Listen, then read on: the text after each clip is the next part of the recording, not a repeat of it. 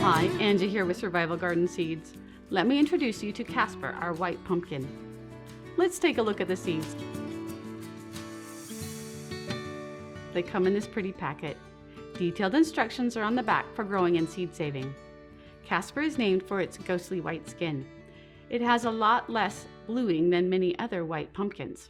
The Casper pumpkin is an heirloom vegetable with a thick orange flesh that is delicious and nutritious. It's perfect for decorative and unique carving canvas projects.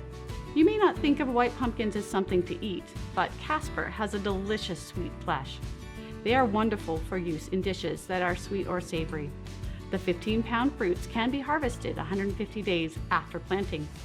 Casper pumpkins can be roasted, baked, sautéed, and simmered.